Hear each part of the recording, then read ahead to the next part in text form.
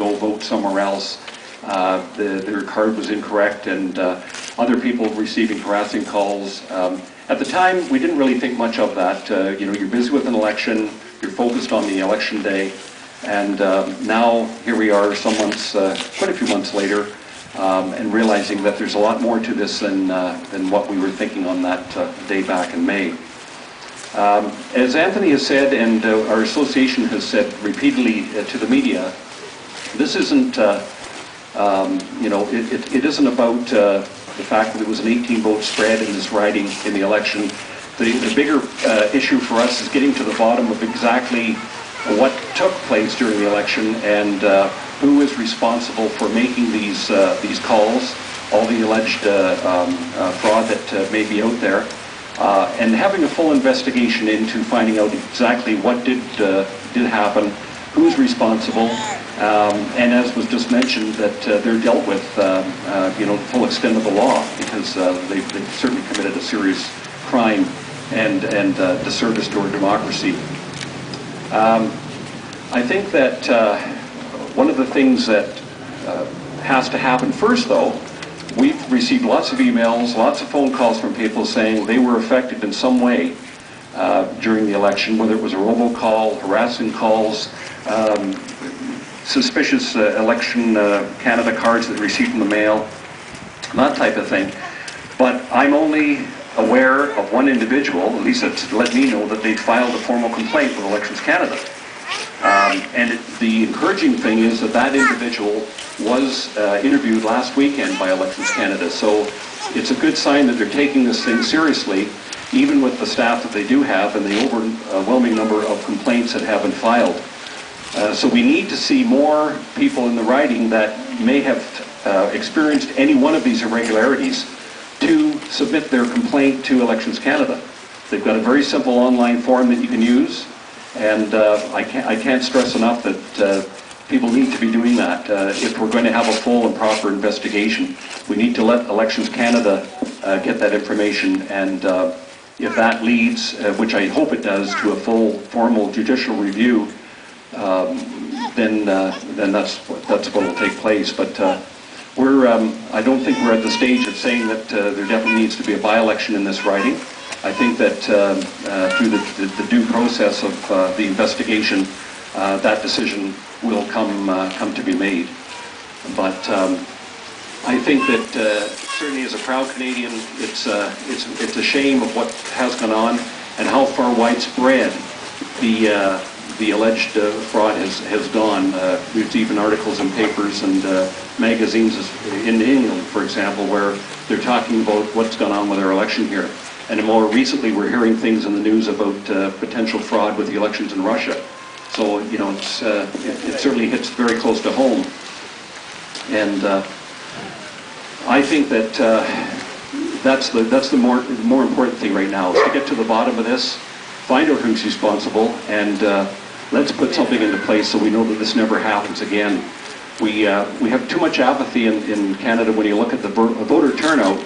And as Anthony kept saying to people during the last election, you know, well, that's the biggest enemy of democracy is apathy and people not expressing their rights and getting out and voting. So the last thing we need is this type of a situation that will turn more people off of the democratic process that we cherish so dearly. So that's another reason why it's very, very important that we get to the bottom of this.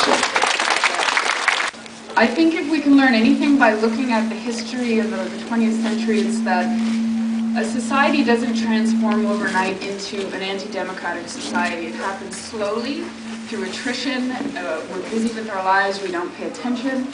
And I think we're at a pivotal moment right now where this government has been moving towards eroding what I consider some of the key values of what I consider to be Canadian society. Absolutely.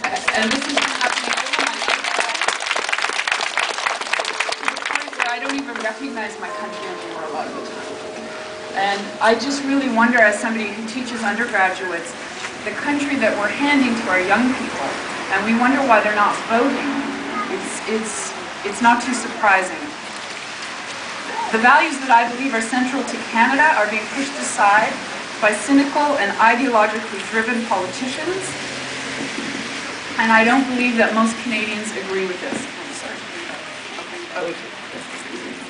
We have a government that appears to be more concerned with jailing imaginary criminals and building warplanes than feeding its people or protecting its environment. And apparently, because I'm a supporter of Greenpeace as well as the NDP, I'm a terrorist, according to someone who will remain nameless. So I just have to say, I'm going to keep this really short, but I think democracy is never anything we can take for granted. It's a very delicate and vulnerable system, and it's up to every single one of us to make sure that it stays an open and transparent system. And I think it's very easy to fall into a kind of despair about what's going on, and I believe the antidote to despair is always action, and that means that every single one of you, whatever party you work with, whatever grassroots group you work with, that you also let the government know that we're not going to accept this happening in the future. So thank you. I'll be quite brief, I won't be long, but I've been talking to a few people around here, and I've been listening very carefully to what's been said, and the feeling of the whole gathering, to me, is outrage. We're outraged at what's happened to our democracy here in Nipissing Riding. I'm outraged.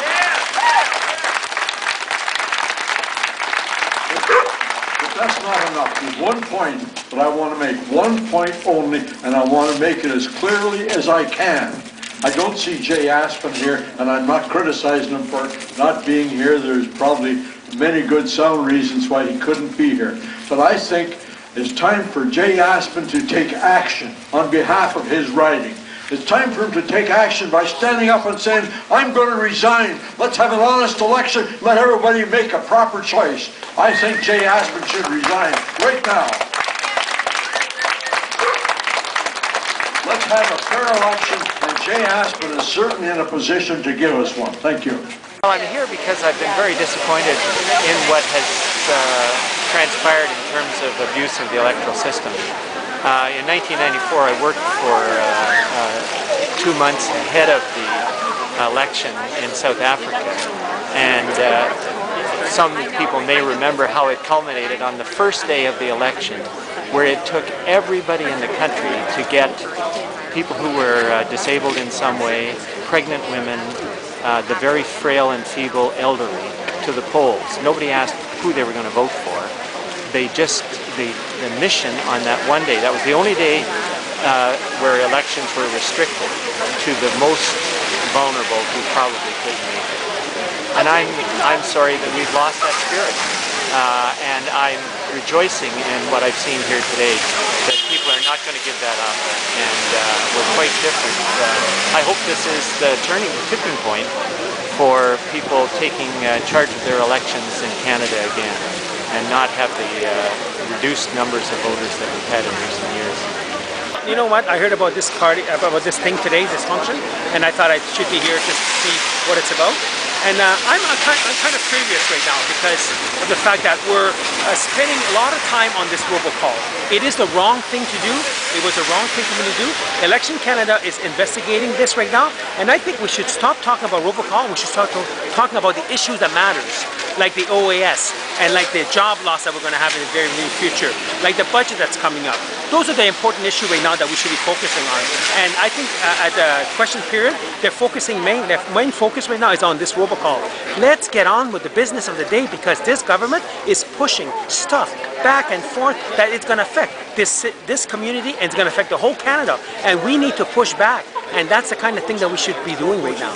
But what would you say to those folks who feel that they were cheated out of a fair election and they want this investigated? Oh yes, I'm not saying that we shouldn't have an investigation. We should. And if there is a fair investigation done and it's proven, then we should have an election. Of course we should. But again, right now, the Election Canada is focusing on that. Hopefully they're going to have an inquiry on it. But we need to focus on the budget that's coming up March 29th. We need to focus on the pension that they want to reform the pension. We need to focus on the health care accord that's coming up. Those are all big issues that's going to affect all Canadians. And I think we should turn our mind. A lot of people here today, and they should be also concerned about all that stuff and push for those things that are needed that's going to affect us, our children and our grandchildren. Well, yes, I think the first step, and that's what I mentioned today, was there's a lot of people discussing the fact that they've heard about or received robocalls or other irregularities, but there's a real important need for people to put that in writing, to submit their complaints to Elections Canada so that they can completely carry out their investigation fully. And I think that's it's very promising that folks that have submitted their complaints are in fact being followed up very quickly by Elections Canada. So, but that's the first step. I mean, to get a sense of just how widespread it was in this writing. You know, if we're only talking a handful of people, or if we're talking several hundred, that would certainly make a big difference. And especially in a writing like this, where it was an 18-vote difference in the results. Do you get a sense of what Elections Canada will do if they decide that, yeah, this absolutely was voter fraud? I'm not really sure at this point. I think ultimately what would have to happen is I would think that there'd be a recommendation that there would have to be some legal course taken, and I understand that there's a process that actually involves the Supreme Court of Canada if a by-election is going to be called in writing, but that they do make that ruling very quickly. It's not something that would be bogged down for 2 or 3 years. Some people say the investigation could go on until we're close to the next election. So, but I think certainly most people want to see something happen sooner than later. So they really want to. If there is a formal judicial review, that it's got very specific terms of reference and a very tight time frame to get to the bottom of this. Well, I think we're lending the voice to people across the country that are in basically coast to coast, 35 cities that are calling for a full independent judicial inquiry here. If it turns out that the election results were influenced by it, then we have to have by-elections in ridings where the outcome may have been affected. Do you feel cheated? I mean, I think we're so early in this process, it's difficult to know what to think. But one thing that concerns me most is that, when these allegations are raised, the government's really done nothing but try to deflect and obscure the issue, accusing the Liberals of engineering their own defeat, to basically almost accusing these complainants of being liars. So, I mean, that's really disturbing. The Prime Minister of the country should, above all else, be upholding the process before we start worrying about the results. That's his duty as the holder of the highest office in our land. And our individual MPs need to do that too, and that's the message we brought out today. If it's found to be voter fraud, if the robocalls are, they find who is guilty of this, would you like to see a by-election here? If electoral fraud made the difference, or there's reasonable doubt it affected the outcome in this riding, then there needs to be a by-election in this riding. If a full independent judicial inquiry says that no, that this was fair and above board, then I will accept the results of the election. But as of now, they're in doubt, and we need to move forward and get these answers. And we can't afford to wait another 6 months or a year. We have to actually get on this now, because it's undermining the community's faith in the system.